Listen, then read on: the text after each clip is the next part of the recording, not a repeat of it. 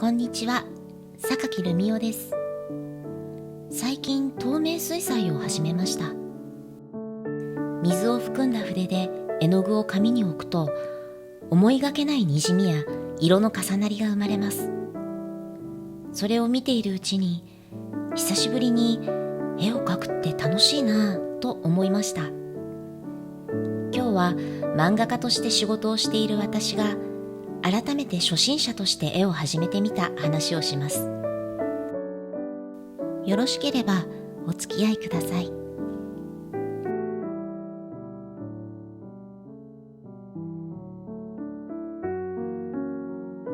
ある時、仕事をしていく中で、いよいよ私には色塗りのセンスがないと痛感する出来事がありました。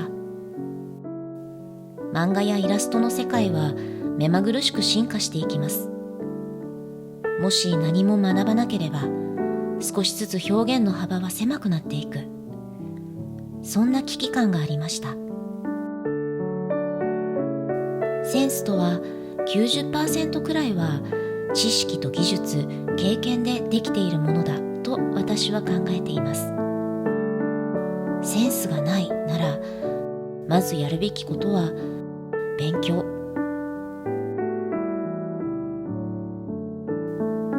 色というのはつまり光の見え方のことです。光を観察し、見え方を学ぶためにどうすればいいか。そうだ、絵の具を使って屋外でスケッチをしてみようと思い立ちました。ちょうどその頃、諸事情でイスタンブールとブリュッセルを訪れることが決まっていました。どうせなら旅先で絵を描いてみよう。慌ただしく観光名所を駆け回るのではなく、のんびり気ままに街を歩いて、緯度の違い、光の違い、世界の見え方の違いを全身で感じてみよう。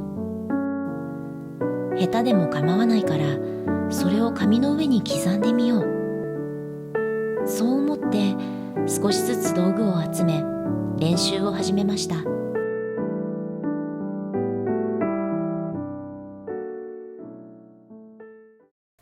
始めたばかりの頃は、水という画材にとても戸惑いました。紙の濡れ方、乾き具合で置かれた絵の具の表情が全く変わるのです。思った通りのにじみや広がり、かすれを出せず、悪戦苦闘。水分量をうまくコントロールできず、紙の表面を毛羽立たせてしまったこともしばしば。明るさの表現についても、デジタルとは全く逆の発想で考えなければなりませんでした。デジタルなら、色塗りを大部分仕上げた後、一番明るいところを上から描き足すことができます。でも、透明水彩では、一度塗ってしまった色はもう完全に消すことはできません。最も明るいのは、何も塗られていない紙の真っ白い部分。つまり、塗り始める前に、絵の中でどこが一番明るいのかを決めなければならない。そこを塗り残すよう、遡るように手順を組み立てなければならないと知りました。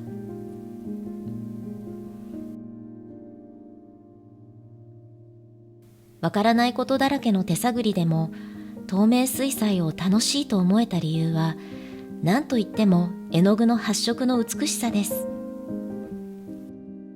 新しいスケッチブックを買ってきた日、具体的な絵を描くのではなく、ただ紙の上に絵の具を丸く塗り広げてみました。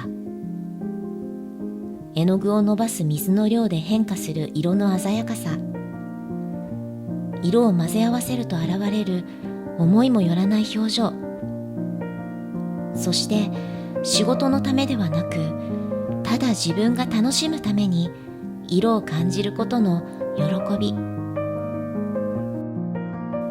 子供の落書きのような絵の具遊びをしながら、久しぶりに絵を描く時のワクワクする気持ちで心がいっぱいになるのを感じました。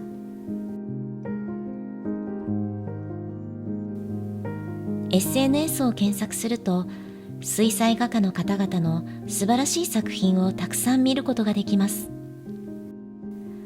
こんな表現もできるんだ。私もできるようになってみたい。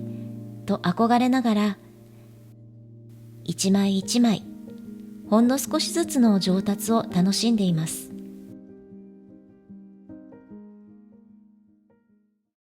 はじめのうちは、苦手だけど勉強のためだ。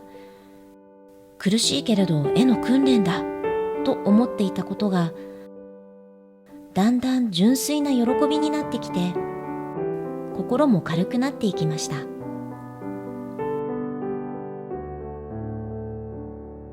初心者ってなんて楽しいんだろう。新しい発見の連続で目の前がキラキラして見える。絵を描くのが苦しくてたまらなかった時期もありましたが、子供のような無邪気な気持ちで描いてもいい。これから成長する自分を楽しんでもいい。そう思えるようになって、絵に向かうのが少し嬉しくなりました。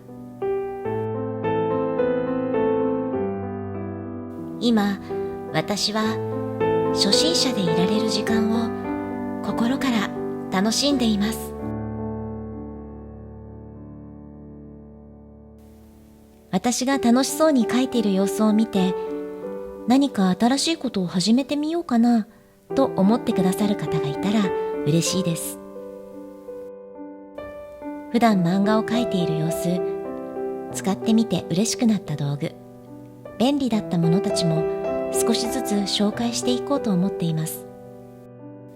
それはまた別の動画で。よろしければチャンネル登録をしてお待ちいただけたら幸いです。ご視聴ありがとうございました。